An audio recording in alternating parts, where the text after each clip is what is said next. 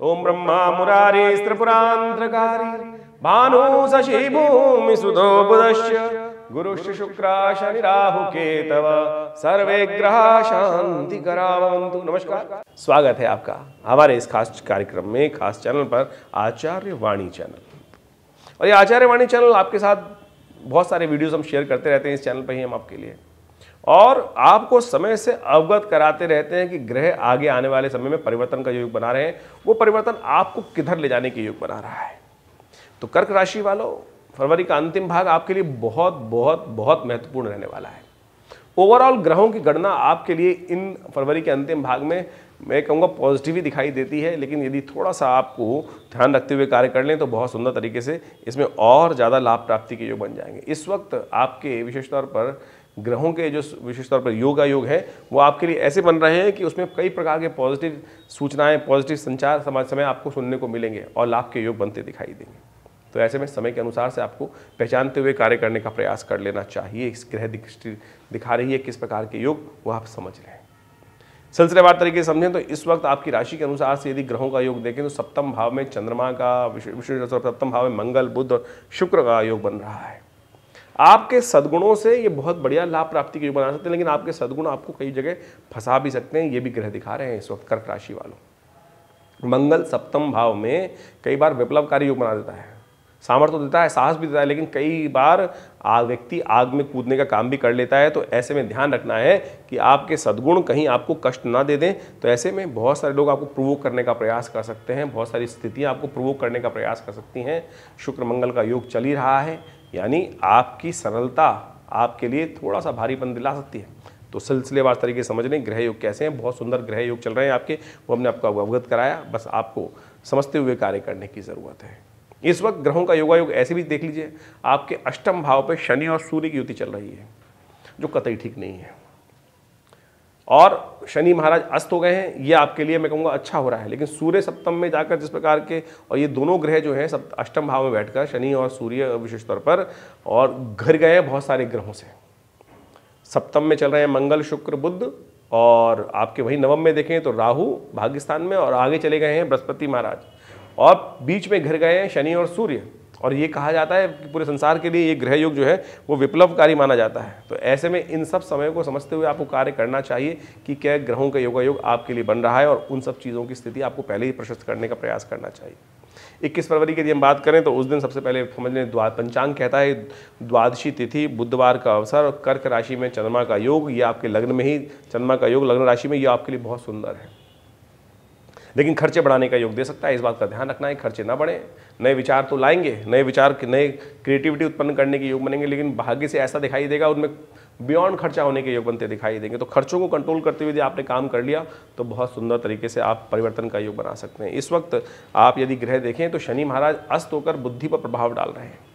तो ऐसे में कुछ आपको बुद्धि को ठीक करने के लिए, और देव कृपा से बड़ा सुंदर योग बना है कि बुधवार पड़ रहा है 21 तारीख को, और उस दिन प्रदोष का योग बन गया है।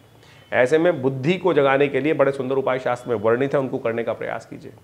भगवान शंकर पर विशेष तौर पर दही के द्वारा उनका अभिषेक प्रदोष काल में शाम के समय जब सूर्य अस्त हो जाए, तो ऐसे में जाकर सुंदर तरीके से थोड़ी देर के लिए 40 मिनट का योग बनता है प्रदोष का योग।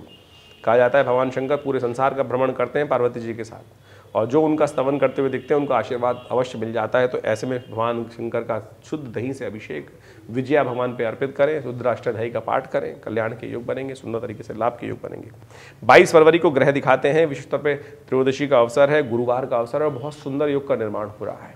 सुंदर इसलिए क्योंकि पुष्य नक्षत्र है और गुरुवार का योग है, गुरु पुष्य योग बन गया, साल में 4-5 बार ही बनता है, और ये वर्ष के आरंभ में ही सुंदर तरीके से सूचना दे रहा है नया कार्य आरंभ करने के लिए। मुहूर्त केवल विवाह को छोड़कर संपूर्ण चीज़ों के लिए बड़ा सुंदर बनता है। तो ऐसे में ग्रह योग आपके लिए अनुकूल है। चंद्रमा आपके लग्न में बैठे हैं, मंगल आपके सप्तम भाव में बैठे हैं, शुक्र के साथ ये सुंदर शुभ ग्रहों का योग बन रहा है, लाभ की प्रशस्ति कर रहा है। नए कार्यों में नए विचारों को क्रियान्वयन करने के लिए सुंदर मुहूर्त है।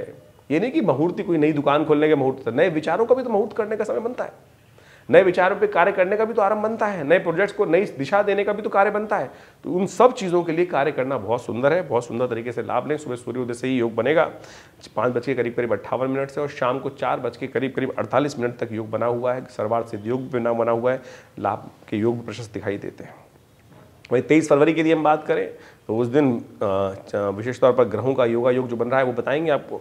उस दिन शुक्रवार का अवसर है, चतुर्दशी तिथि है, लेकिन सत्यव्रत क्योंकि रात्रि में शाम को सूर्य वो विशेष तौर पूर्णिमा आ जाएगी तो सत्यव्रत उसी दिन किया जाएगा। बहुत सारे लोगों का प्रश्न बार बार रहता है सत्यव्रत कब है, तो समझ लीजिए 23 तारीख को सत्यव्रत का सुंदर योग बन रहा है। तो इसका आप पूर्ण रूप से इस कलिकाल में सत्यनारायण व्रत अवश्य करना चाहिए, कथा का श्रवण अवश्य करना चाहिए और सुंदर तरीके से लाभ के योग बनेंगे। इस दिन भद्रा विद्यमान रहेगी, जो नए कार्यों को करने से रोकती है और नए विचारों को क्रियान्वयन करने से रोकती है। रूटीन कार्य जैसे चल रहे हैं उनको करते रहें, लेकिन कम से कम नए कार्यों को ना करें। उस समय करीब करीब 3:33 से योग रहेगा, रात्रि भर रहेगा, सूर्योदय के साथ ही ये योग समाप्त होगा अगले दिन। तो ऐसे में ध्यान रखते हुए कार्य करें। तो जो नया कार्य, नए प्रोजेक्ट हाथ में लेना हो, ऑफिस में कई बार नए प्रोजेक्ट हाथ में आ जाते हैं, बॉस कहते हैं कर लीजिए काम, तो उसको ऐसा ध्यान योग बनाएं कि 3:30 से पहले दोपहर को उसको हाथ में ले लें, उस पर कार्य करना आरंभ कर दें, फिर कोई दिक्कत नहीं। चंद्रमा का परिवर्तन का योग बनेगा, सिंह में चंद्रमा योग बनाएंगे, बृहस्पति के साथ संबंध हो जाएगा और ये आपके लिए सुंदर तरीके से धनागमन की सूचना लेके आने के रास्ते बना प्रशस्त करेगा, सम्मान में वृद्धि करेगा और विशेष तौर पर आप विशेष तौर पर लाभ लेने के योग बना सकते हैं। ग्रहों का परिवर्तन का योग है। इसके बाद 24 फरवरी को ग्रहों का दिखाता है पूर्णिमा, माघी पूर्णिमा का सुंदर अवसर है और ये भी ग्रह योग आपके लिए बड़े अनुकूल बने हुए, लाभ के योग प्रशस्त करते दिखाई दे रहे हैं। व्यवसाय इत्यादि कार्य में एक बात का ध्यान रखना है, क्योंकि व्यवसाय के स्वामी जो हैं शनि इन दिनों चल रहे हैं। शनिवार के दिन माघ पूर्णिमा का योग बन रहा है, तो यदि शनिवार के दिन गुड़ युक्त तिल का दान कर लिया जाए तो आपकी राशि के अनुसार से बहुत सुंदर रहेगा, कल्याण के योग बनेंगे। तिल से ही स्नान करें, तिल का ही दान करें। तो इस तरह से मूल शांति अवश्य करा लेनी चाहिए कि अन्यथा मूल शांति जीवन में कई बार कष्ट देगी। हमने देखा कि जिन बच्चों के जीवन में मूल शांति का उपाय नहीं कराया गया, बाद में हमने कराया तो ग्रहों का सुंदर प्रभाव उस दिन से आरंभ हो गया होना। तो अवश्य समय पर मूल शांति करा लेनी चाहिए। यदि हम बात करें 25 फरवरी की, ग्रहणना दिखाती है कि उस दिन रविवार का अवसर है, प्रतिपदा है, फागुन का महीना आरंभ हो रहा है और ग्रह आपके बड़े अनुकूल बने हुए, लाभ के योग, सम्मान के योग, वृद्धि के योग, धन योग बनाते दिखाई दे रहे हैं। तो ऐसे में सुबह सुबह माता पिता का दर्शन करके पिताजी का, माताजी का आशीर्वाद लें और गुरुजन का आशीर्वाद लें, भगवान सूर्य का आशीर्वाद लें और नया जो मास आरंभ हो रहा है सुंदर तरीके से उसका लाभ प्राप्ति के योग बनते दिखाई देंगे। वहीं 26 फरवरी को द्वितीया तिथि है, चंद्रवार का अवसर है और ग्रहों का योग परिवर्तन की तरफ जा रहा है। चंद्रमा विशेष तौर पर आपके परिवर्तित होकर केतु के साथ विशेष तौर पर जा रहे हैं आपके तृतीय भाव पर। ये विशेष तौर पर आपको ध्यान ग्रह दिखाता है कि आपके विचारों में नया परिवर्तन का योग बनेगा, लोगों का सहयोग आपको प्राप्त होगा। ऐसे में यदि आप शिव का पूरी तरह से ध्यान कर लें, चंद्रवार का योग है और ग्रह दिखा रहे हैं कि शिव की पूजा से किस्मत जागने के सुंदर योग बन सकते हैं। सुबह सुबह शिव का नाम लें और देखिए बहुत सुंदर तरीके से कल्याण का योग आपकी राशि में आपके सामर्थ्य से, पुरुषार्थ से बनने के रास्ते बहुत सुंदर तरीके से बनते दिखाई देंगे। थोड़े खर्चे बढ़ सकते हैं, उनको ध्यान रखिएगा। खर्चे भी ऐसे होंगे कि फालतू के लोगों के काम में, चाहे वो समय खर्च हो, चाहे वो आपके धन का खर्ची हो, और आपके लिए नहीं, आप जनमानस के चक्कर में सोशल वर्क्स में ज़्यादा बिजी होते दिखाई दे रहे हैं। थोड़ा सा स्वार्थी समय कार्य को पूर्ण करने का है, वो आप अपने लिए लगा लेंगे तो बहुत सुंदर रहेगा। बताना हमारा फर्ज, करना ना करना वो आपके पास है। 27 फरवरी के संबंध में यदि हम बात करें कर्क राशि वालों के लिए, तो विशेष तौर पर उस दिन तृतीया तिथि है और साथ साथ मंगलवार का सुंदर अवसर है और ग्रह योग यदि आपके हम देखें तो कई प्रकार से अनुकूल है। बहुत सारे समय में यदि हम समझें, यदि आप सही बाहुबल का इस्तेमाल करें और अपने लिए करें तो बहुत सुंदर तरीके से लाभ के योग प्रशस्त होते दिखाई देंगे ग्रह योग। लेकिन एक बात ध्यान रखिएगा, उस दिन भद्रा विद्यमान है जो करीब करीब दोपहर को 12:34 पे आरंभ हो जाएगी। तो नए कार्यों को आरंभ करना हो तो उससे पहले कर लीजिएगा। 12:30 के बाद भद्रा का दोष लगता है, विघ्न उत्पन्न होने के अवश्य योग बनते हैं और जो लोग नहीं मानते हैं वो एक्सपेरिमेंट कर सकते हैं। भारतीय संस्कृति हर चीज़ को प्रत्यक्ष प्रमाण करके देखती है। महाराज इंद्र भी इसी प्रकार से एक दिन कहा जाता है कि एक समय में इस प्रकार का मनोभाव हो गया, कुछ नहीं माना उन्होंने और उन्होंने युद्ध आरंभ किया भद्रा काल में और लगातार उनकी हार हार हार हार होने का सामना लगातार होता रहा। तब उन्होंने बृहस्पति देव ने उपस्थित होकर कहा उनको कि भद्रा काल के अंदर आपने ये कार्य आरंभ किया था, इसलिए आपको भद्रा का दोष लगा है। और कई बार हमें भी ये सोचने को मिलता है कि व्यवसाय इत्यादि में बहुत सारे मुहूर्त तो देख लेते हैं, भद्रा का योग नहीं देखते हैं लोग। ज्योतिषी गण भी कई बार कर देते हैं और फिर भद्रा के दोष के कारण से उन कार्यों में विघ्न उपस्थित हो जाते हैं। अन्यथा शुभ मुहूर्त में यदि कार्य किया जाए तो ऐसा हो ही नहीं सकता है कि यदि जैसे जन्म व्यक्ति का लेना है वैसे ही मुहूर्त का कार्य है, यानी नए कार्य का जन्म हुआ है उस दिन और ग्रहों के अनुकूल यदि स्थिति बना ली जाए तो ऐसा हो ही नहीं सकता कि कोई विघ्न उपस्थित हो। तो इसलिए भद्रा काल को अवश्य ध्यान देना चाहिए, इस बात का ध्यान रखना चाहिए। फिर इंद्र के संबंध में कहा जाता है कथा के अनुसार से उनको 1 वर्ष लगा भद्रा के दोष से निवृत्ति के लिए, भद्रा शांति के लिए। और हमने स्वयं करके देखा इस प्रयोग को कि जीवन में पता नहीं कब कौन सा कार्य हो गया, भद्रा का दोष ले जाता है। फिर 1 वर्ष तक यदि उस प्रयोग को किया जाए भद्रा शांति के लिए, हर चतुर्थी के दिन खास उपाय कर तो कहा जाता है कि वो समस्त विघ्न दूर होने के योग बन जाते हैं। कार्य विशेष तौर पर जो लगातार प्रोजेक्ट रुके हुए हैं आगे बढ़ने के योग ही नहीं बन रहे हैं। यदि भद्रा का प्रयोग 1 साल तक लगातार कर लिया जाए भद्रा शांति का, तो बिल्कुल निर्विघ्नता प्राप्त होती है और कार्यों में विघ्न भद्रा दोष के दूर हो जाते हैं। ये हमने स्वयं कई बार करके देखा है। 28 फरवरी को यदि हम बात करें तो 28 फरवरी को चतुर्थी तिथि है, बुधवार का अवसर है और ग्रहों का परिवर्तन का योग भी बनता दिखाई दे रहा है। यदि आपकी राशि के अनुसार से बात करें तो थोड़ा खर्चे बढ़ने के योग बनते दिखाई दे रहे हैं और ऐसे में थोड़ा खर्चों को कंट्रोल करने की जरूरत दिखाई देती है। आने वाले 2-3 दिन बेकार खर्चे ना पड़े, इस बात का ध्यान रखते हुए कार्य कीजिएगा। लेकिन इनकम प्राप्त होने के सुंदर अवसर आपको प्राप्त होंगे। इनकम, सम्मान और पद, सुख सब प्राप्ति के योग बनते दिखाई दे रहे हैं। चंद्रमा बृहस्पति का सुंदर योग बन के दिखाई देगा। लेकिन ये समय जो है थोड़ा सा बुधवार का थोड़ा सा परिवर्तन की तरफ है, उम्मीद की तरफ ज़्यादा योग रहेंगे, तो उम्मीद पर साथ साथ क्रियान्वयन करने की जरूरत पड़ेगी। ऐसे में विघ्नहर्ता श्री गणेश का ध्यान करें। चतुर्थी का विशेष तौर पर व्रत भी उस दिन किया जाता है। बुधवार और गणेश जी की चतुर्थी का दिन बढ़ रहा है। शाम को चंद्रोदय के साथ साथ आपके मनोमस्तिष्क में परिवर्तन का, भाग्य में परिवर्तन का योग भी बनता दिखाई देगा। तो ऐसे में भगवान गणेश का स्तवन करके लाभ मिल सकता है। 29 फरवरी का दिन और आने वाले 2-3 दिन आपके लिए बड़े महत्वपूर्ण रहेंगे। चंद्रमा का संबंध बृहस्पति के साथ बन चुका है। आपकी राशि के अनुसार से सुख के पदार्पण के रास्ते बनते दिखाई दे रहे हैं। ऐसे में गुरुजन का सम्मान करके कार्य किया जाए तो बहुत सुंदर रहेगा। लेकिन ऐसे में ग्रहों गणनाओं को कुछ और भी रूप से समझने का प्रयास करना चाहिए। इन दिनों ग्रहों की गणना को यदि आप समझें, सूर्य और उनके पुत्र शनि एक साथ एक राशि पर विराजमान है और बहुत सारे ग्रहों के बीच में फंसे हुए हैं। यदि उनसे पीछे वाली गति देखें तो वहाँ पर शुक्र, मंगल, बुध विद्यमान है, उनके आगे बृहस्पति और राहु विद्यमान है। तो ये ग्रहों के बीच में ये युक्ति फंस गई है। कहा जाता है कि कहीं ना कहीं युद्ध होने के आसार दिखाई देते हैं। ऐसे मनोमस्तिष्क में भी आपके कहीं ना कहीं कुछ द्वंद्व हो सकता है और साथ साथ रक्तपात होने के योग भी दिखाई देते हैं।